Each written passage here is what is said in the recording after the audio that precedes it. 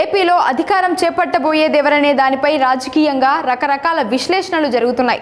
పాలక ప్రతిపక్షాలు దేనికవే గెలుపుపై ధీమా వ్యక్తం చేస్తున్న వేళ ముఖ్యమంత్రి జగన్మోహన్ రెడ్డి విజయవాడలోని ఐపాక్ కార్యాలయాన్ని సందర్శించడం చర్చనీయాంశంగా మారింది.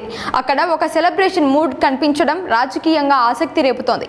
ఐపాక్ టీంను అభినందించిన సీఎం మరోసారి మంచి మెజారిటీతో వైసీపీ ప్రభంజనం సృష్టించబోతోందని స్పష్టం చేశారు.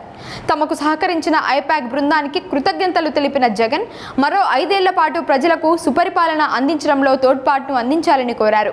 ఇక ఇప్పటికే పోలింగ్ తర్వాత జరిగిన అల్లర్లతో రాష్ట్రంలో పలుచోట్ల ఉద్రిక్త పరిస్థితులు నెలకొన్న వేళ మంత్రి అంబటి రాంబాబు చేసిన వ్యాఖ్యలు దుమారం రేపుతున్నాయి. కూటమిలో చేరిన 4వ పార్ట్నర్ల ఎన్నికల రోజున పోలీసులు వ్యవహరించారంటూ ఆయన ట్విట్టర్ వేదికగా చేసిన కామెంట్స్ పొలిటికల్ గా రచ్చరేపుతున్నాయి. ఓవైపు గెలుపు తమదేనంటూ కూటమి నేతలు కూడా ఫుల్ కాన్ఫిడెంట్ తో ఉన్నారు.